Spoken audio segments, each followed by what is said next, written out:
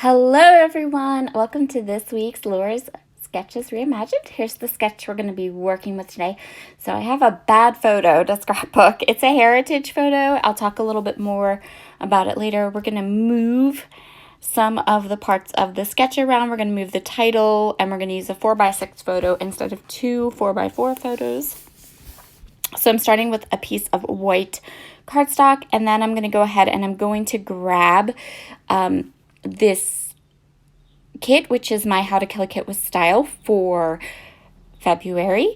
This will be the third layout I completed with the kit, which, if you recall, was my goal. So I'm super happy about that. We're getting it in like right under the wire, but that's okay. So I initially thought I was going to use white cardstock, and then as I was going through the kit, I found this Daisy D's paper, and I felt like it worked beautifully, and I really wanted to use it up. So I'm going to use that as my base paper, and I think it turned out really well. So I'm going to start by going ahead and cutting down some of this parchment vellum to map my photo with. And then the sketch calls for a couple of paper layers. And I'm going to go ahead and use this paper and then some of the 6x6 paper pads or paper sheets to kind of cut down and use for those different layers. So while I go ahead and kind of choose my papers and cut them down, let's talk about my photo. This photo is a photo of my great-grandmother. She was born in 1910, so the photo I'm scrapbooking is from 1911. The photo itself, this is not the original photo, but the original photo is a bit damaged and it's not super clear or crisp at all. It is really, really cute, and in my album it works well, but on video to try to get all the detail of the photo was really hard, so I'm not sure if you're going to be able to really kind of see what the photo is of. One of the prompts in Tracy Reed's Scrap Harder challenges is to use a bad photo, and this is a bad photo. Now, in the photo's defense, it is from 1911, but it is it's a very damaged. The original that is in my museum archival boxes is very damaged. And so even after I digitized it and kind of pulled it into Photoshop and tried to play with it a little bit, it's still not the best photo, but it will work. So I am going ahead and getting all of my layers together for my layout here. And I am inking up all of the layers with Vintage Photo Distress Oxide ink. So that is my great-grandmother. She is in this like big basin outside, and she's getting a bath apparently. It's summertime. The baby, my great-grandmother in the photo, she's got this huge, adorable smile on her face. And it was that face that made me be like, oh, I have to try to salvage as much of this photo as I can and scrapbook it, because it was so, so cute. And like I said, though, on the video, it just looks like black. But in the actual print, you can see her little face. So I have those two pieces that are going to sit behind my photo, and now I am taking these 1.5 inch strips, so these are 1.5 by 6, and I am fishtailing the edges, and then I am using Distress Oxide ink to go ahead and ink the edges. So what I'm going to do now is I decided on 3 banners instead of 2. I'm putting the banners kind of underneath that vellum so that it'll kind of peek through the vellum. And I really like how this looks. Before I adhere all of these layers down, I really want to add some stamping. So the sketch, I lost the word sketch, don't ask me how. The sketch calls for these little, it looks like maybe splatters or something behind certain parts of the photo. And I don't want to do the splatters, but I do want to do some stamping. I'm going to use this pattern paper to kind of act as that second square photo in the sketch. And instead of having it be a photo, I'm just going to put a rectangle of pattern paper down there, and then I'm going to layer my title on top of it because I have some really fun plans for my title. And now that I have all of these main elements together, I'm going to pick them up, and then I'm going to do some stamping so this is the icing on the cake stamp ink from Catherine Poehler.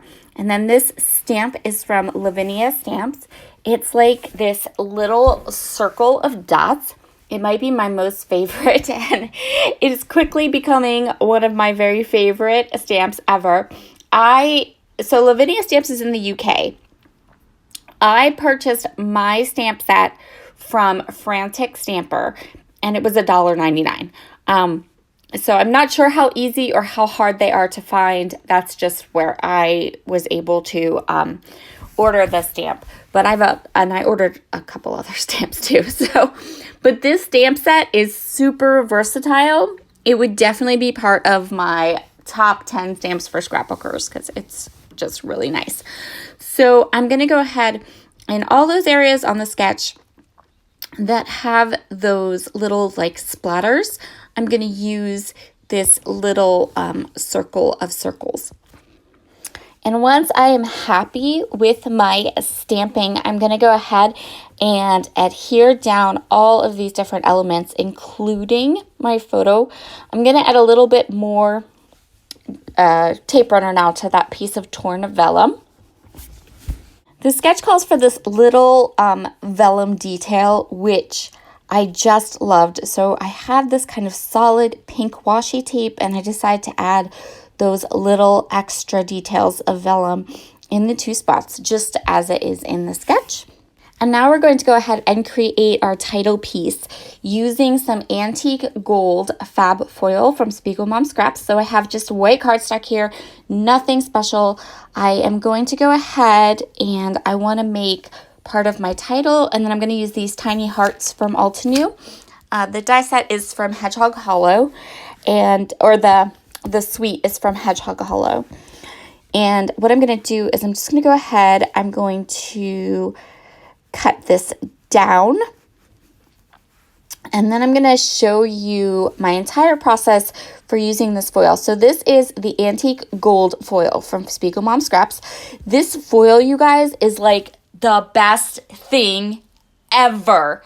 I cannot tell you how much I love this. I love the look of foiled things, but I do not have the space, nor do I have the time to deal with a laminator. And this like clicks all those boxes for me. So it's a thin sheet. It does have a fairly heavy backer paper on it. So you can use it exactly the way it is, like without backing it onto cardstock. I personally just like to back it onto cardstock just to have that little bit of extra thickness, but you don't have to. And it creates a sticker. So it's the adhesive on it is really, really like very sticky. So what you want to do is you want to pull down some of that backing paper, line up your foil onto some white cardstock, and then you just kind of take your hand. You can take a credit card. You can take, anything that you can use to kind of just smooth it down onto that paper. Trim it a little bit if you need to, and boom, you have foiled paper. And this isn't, so I know they sell like foiled paper, but in my experience, the foiled paper that you buy already foiled, it's not the same. It doesn't look the same as something that you use with a laminator to get a foiled look. This is exactly like what you would use. In fact, sometimes I think it's a little bit better because there's no messing it up. There's no, you're not going to end up with those spots that don't get foiled or that don't get foiled well, and then you have to refoil it. I'm telling you, this stuff is like amazing. I can't even. I love it so much. So I put all of my dies down onto that foiled paper. I'm going to put my title, some of those hearts, and I'm going to run it through just my old big kick that's still running like crazy. And I'm going to have part of my title, and then I'm also going to have all these fun little foiled hearts that I can use around my layout. If you've been around here long enough, you know that I don't really enable people to buy things unless I really, really love it, and I'm really sure that you will too. But this foil is definitely 1000% one of those things. I will leave a link in the description box below that you can use to grab some of this beautiful foil. It comes in 3 colors. There's antique gold, bright gold, and silver. That antique gold is probably my favorite because it has more of a matte finish to it. So what I did was in addition to the foiled suite, I die cut 3 more just from white cardstock, and I'm stacking them up, gluing them together. And what this does is it creates faux chipboard. So it creates something that looks like a foiled chipboard title without the smell, because you know how much I love the way chipboard smells. And there it is all down on my page. It's so cute. I love how it was wide enough to kind of go into and almost touch my photo. So cute. Okay, so I went sticker diving and I found these. So I think these are from a really old Paige Evans collection. They're chipboard thickers. They're multiple colors, but here's the kicker. The colors on this thicker sheet match my stash kit and this layout fabulously and so perfect. So we're going to use them. I am titling my page Sweet Baby Iva. This is my great grandmother, and her name was Iva Mary. So we're going to go ahead and use that as our title. I've also done a layout that has her sister, Ruth. Her name was Ruth. Her sister Ruth, and I titled that page Sweet Ruth. So we'll have these kind of close to each other in my heritage album. And I thought that would be a really nice kind of touch for this layout. I wanted to make sure that I got this, the year of this photo onto my page. I think adding the year definitely helps if you're flipping through my album and you're like, oh, that's not such a fab picture. Well, you know, it's 110 years old. So for embellishments, I chose not to use flowers. So the sketch calls for flowers, but instead I went with hearts. So I have these text hearts that were part of my kit. I have these beautiful like pink acrylic hearts from Redefined Creative that were part of my kit. And then I am going to go ahead and add also those vellum, or not vellum, the gold foil hearts that I die cut and have those. So I'm going to go ahead and kind of make 3 little clusters of hearts here. I thought hearts would be a really nice icon to use on this page.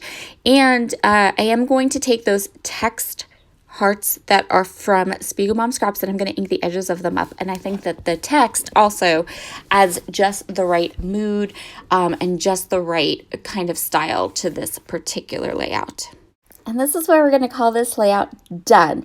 Just a quick bit of housekeeping for you. Oh, and I'm going to trim some stuff off here. If you haven't yet, hit up the community tab, check and see if you are one of my winners from my YouTube Party Hop. And if you have messaged me about guest designing in April or May or June, I have all of those messages saved, but my to-do list has been ridiculous this week, so I have not had a chance to reply or kind of get everything organized. So I'll do that as soon as I can. All right, bye.